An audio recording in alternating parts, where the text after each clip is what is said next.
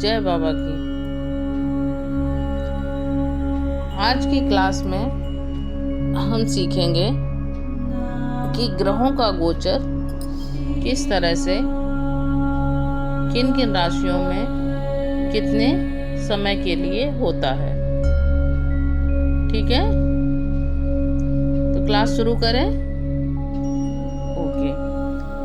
वैदिक ज्योतिष की तरह किसी भी अकेले भाव को या उसमें बैठी राशि या ग्रह को केपी ज्योतिष अधिक महत्व नहीं देता है। कृष्णमूर्ति ज्योतिष बेसिकली हाउस ऑफ ग्रुपिंग का ज्योतिष है। हम जब आगे बढ़ेंगे तो साफ तौर पर समझेंगे कि किसी भी भाव से संबंधित घटना को निकालने के लिए उस भाव के सहयोगी भाव के कारक मिलते हैं तो वह घटना घटित होती है, अन्यथा नहीं होती है। इस तरह कृष्णमूर्ति ज्योतिष पूरी तरह भावों पर आधारित है, लेकिन इसका यह भी मतलब नहीं है कि राशियों और ग्रहों के महत्व को पूरी तरह समझा ही न जाए। आज हम यह समझेंगे कि कौन सा ग्रह किस राशि में कितने घंटे, दिन, महीने या साल रहते हैं। राशियों की तरह ही हर ग्रह भी 30 डिग्री का होता है। सूर्य एक राशि में 30 दिन तक रहता है, यानी प्रतिदिन 1 डिग्री चलता है। चंद्रमा 2.25 दिन तक एक ही राशि में गोचर करता है, यानी कि 54 घंटे एक राशि में रहता है। यहाँ यह ध्यान रखना जरूरी है कि चंद्रमा सबसे तेज गति से चलने वाला ग्रह है, यानी कि फास्ट मूविंग प्लेनेट है। मंगल लगभग 1.5 माह तक एक राशि में गोचर करता है। बुध लगभग 1 माह तक एक राशि में गोचर करता है। गुरु लगभग 1 वर्ष तक एक ही राशि में रहता है। शुक्र लगभग 1 माह तक एक राशि में रहता है। शनि लगभग 2.5 वर्ष तक एक ही राशि में गोचर करता है, यानी शनि का गोचर 30 महीने तक एक ही राशि में रहता है। इसका मतलब शनि 1 महीने में 1 डिग्री चलता है। शनि सबसे ज़्यादा स्लो मूविंग प्लेनेट है। चंद्रमा सबसे फास्ट मूविंग प्लेनेट है और शनि सबसे स्लो मूविंग प्लेनेट है। इसको ठीक से समझना है, मिक्स मत कर दीजिएगा। चंद्रमा फास्ट मूविंग प्लेनेट है और शनि स्लो मूविंग प्लेनेट है, और ये अंतरिक्ष का सबसे बाहरी ग्रह है। यह कुंडली की सभी 12 राशियों का अथवा पूरी पृथ्वी की परिक्रमा 30 साल में पूरी कर पाता है। राहु और केतु 1.5 वर्ष तक एक ही राशि में रहते हैं, यानी 18 महीने एक ही राशि में राहु और केतु का गोचर होता है। राशियों में ग्रहों की परिक्रमा का पीरियड इसी तरह निर्धारित है।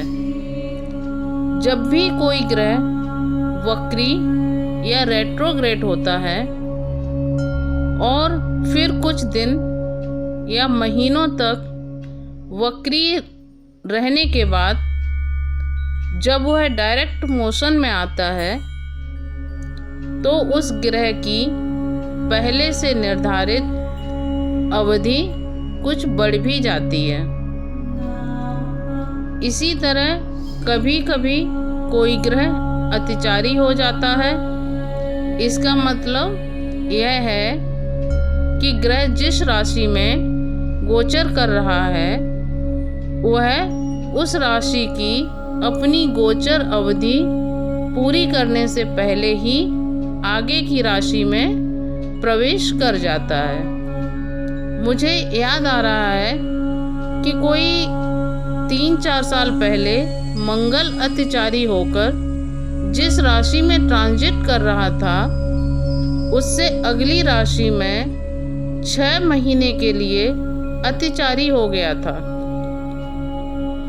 यहाँ एक चीज और नोट कर लीजिए कि सूर्य और चंद्रमा कभी भी वक्री नहीं होते हैं।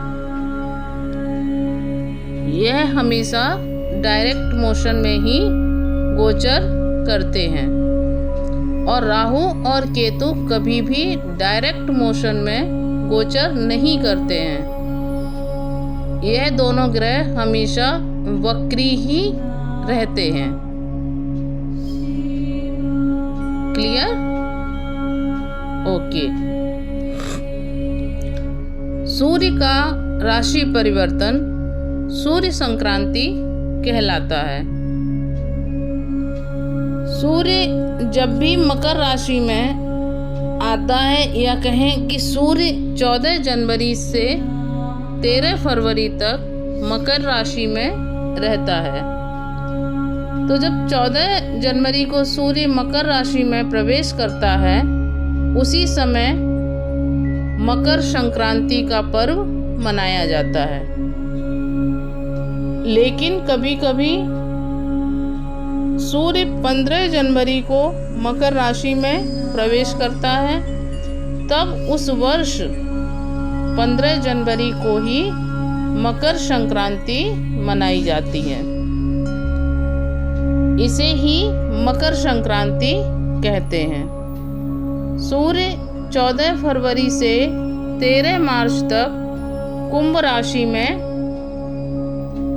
रहता है और 14 मार्च से 13 अप्रैल तक सूर्य मीन राशि में रहता है। 14 अप्रैल से 13 मई तक सूर्य का गोचर मेष राशि में रहता है। इसी अवधि में हम सनातन लोगों का नव वर्ष शुरू होता है जो नव संवत्सर कहलाता है।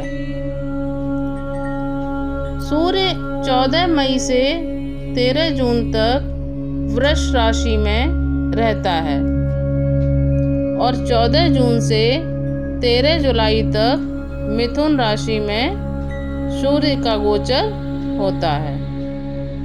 सूर्य 14 जुलाई से 13 अगस्त तक कर्क राशि में गोचर करता है और 14 अगस्त से 13 सितंबर तक सूर्य का गोचर सिंह राशि में होता है। 14 सितंबर से 13 अक्टूबर तक सूर्य का गोचर कन्या राशि में रहता है। उसके बाद सूर्य 14 अक्टूबर से 13 नवंबर तक तुला राशि में रहता है। 14 नवंबर से 13 दिसंबर तक वृश्चिक राशि में सूर्य का गोचर होता है।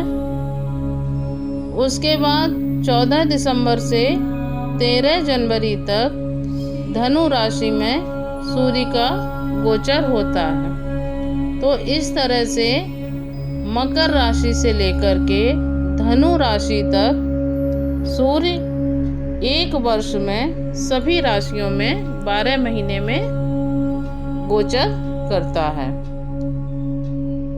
तो इस तरह आज हमने सीखा कि किस तरह सूर्य एक वर्ष में सभी 12 राशियों का भ्रमण करता है। मुझे लगता है कि आज की क्लास में कई नई बातें आपने जानी हैं। आपसे आग्रह यही है कि हर पॉइंट आपके टिप्स पर रहना चाहिए ताकि आप किसी भी क्वेरी को सॉल्व करने से पहले मेंटल कैलकुलेशन कर सकें।